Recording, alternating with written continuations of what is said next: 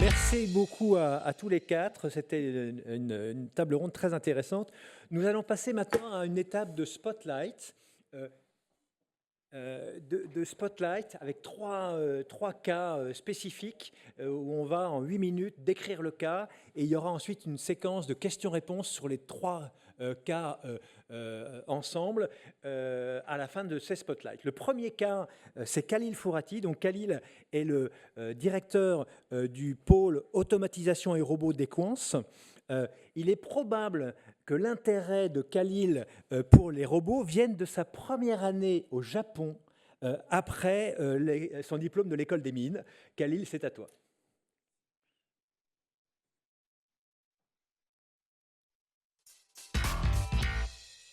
Oui, bonjour, merci Christophe pour cette journée passionnante. Oui, en effet, les robots, l'automatisme et l'IA, c'est vraiment passionnant pour moi. Je souhaiterais vous parler donc d'un cas particulier, mais avant, je vais faire une toute petite réclame, en fait, quelques secondes, comme on a l'habitude. En fait, vous parlez d'Equance Digital. Equance Digital donc, fait partie d'Equance, et nous sommes donc passionnés par la robotisation, l'automatisation, l'informatique, mais aussi la data. Et la data, en fait, on a créé une filiale qui est la Data IA, qui fait partie d'Equance Digital pour vraiment faire un spot et focaliser un peu notre impact dans tout ce qui est analyse exploratoire de données, de machine learning et de computer vision. Voilà, nous sommes 200, on fait 200 millions en France et un réseau d'1,5 milliard partout dans le monde avec les agences et les entités d'Equance. Voilà, c'était un petit réclame. Et je passe au petit cas et en grand cas avec un partenaire et un client qui est l'imprimerie nationale, donc l'IN Group, qui est un des leaders mondiaux de la fabrication d'objets de sécurité.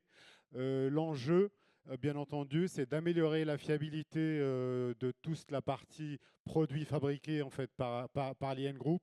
Et ça, je vais aller un peu plus en fait dans le détail, mais un tout petit, peut-être c'est important pour ceux qui ne connaissent pas.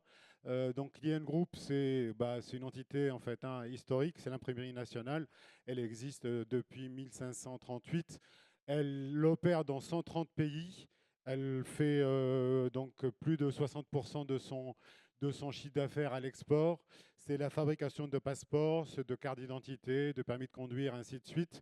Et du coup, et aussi avec un fort agrandissement. Donc il y a eu les rachats, par exemple, de l'entité biométrie de Thales et de SPS pour les puces électroniques.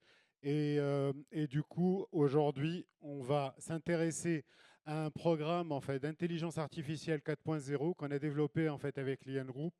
Pour l'anecdote, donc des représentants de l'entreprise en fait, sont passés nous voir au Lab 4.0. C'est un lab que nous avons à Montargis, dans lequel on a reproduit je dirais, toutes les innovations autour de l'industrie 4.0. On a pu échanger avec eux donc début 2023 sur des objectifs donc d'amélioration de tout ce qui est tri-qualité en fait sur leurs produits. Et on a développé avec eux sur quelques années un projet, un programme qui a commencé par une phase d'expérimentation pour implémenter sur les machines qui sont des machines pilotes en premier lieu un système donc de computer vision et d'intelligence artificielle. Et on l'a déployé donc sur la première ligne de production d'une usine de l'IN Group en France. Et le but, c'est le déployer dans les 4 usines, mais sur l'ensemble des lignes de production, ainsi que les machines spécifiques sur plusieurs années, qui peut représenter donc un potentiel à peu près de 25 systèmes. C'est quoi exactement? Donc, vous avez en fait, c'est-à-dire ce qu'on va tester ici, bah, c'est les hologrammes. Donc, vous avez des bobines en fait d'hologrammes qui vont être déroulées et enroulées et dans lesquelles on a installé donc un système de vision. Donc, c'est là ce que vous voyez en fait la caméra de contrôle.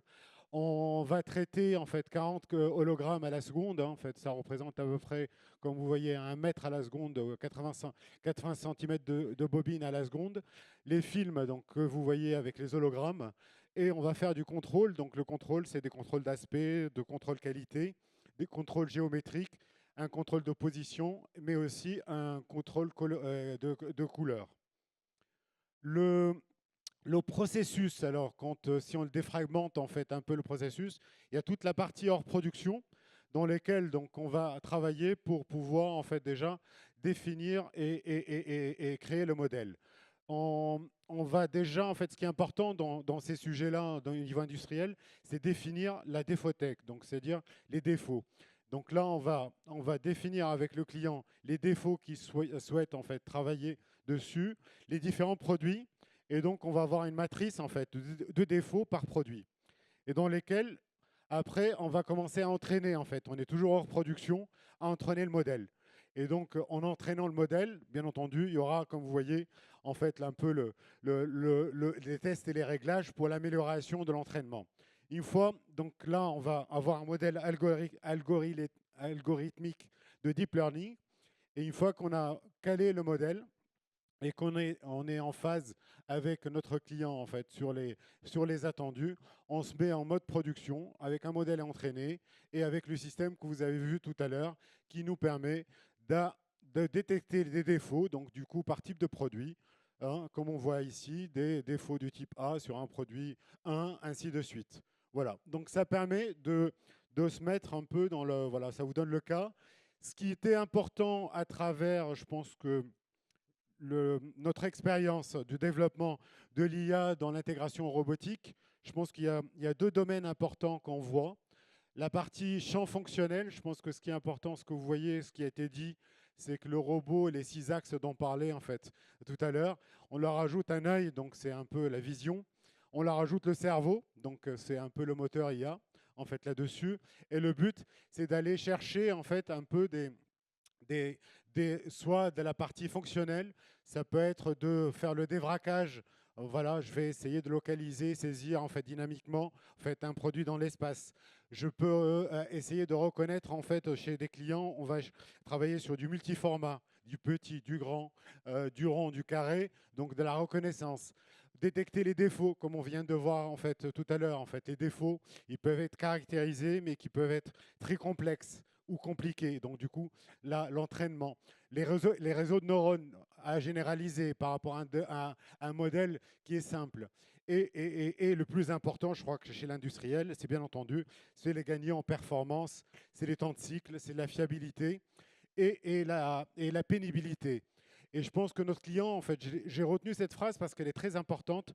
Il nous parle, en fait, il dit « je gagne en respiration ». Je parlais vision, je parlais cerveau. Et il nous parle, en fait, voilà, il dit « je gagne en respiration ». C'est-à-dire, on réduit la pression à mes opérateurs. Je les dédie, en fait, à faire autre chose et surtout à faire une tâche avec une valeur ajoutée et moins pénible.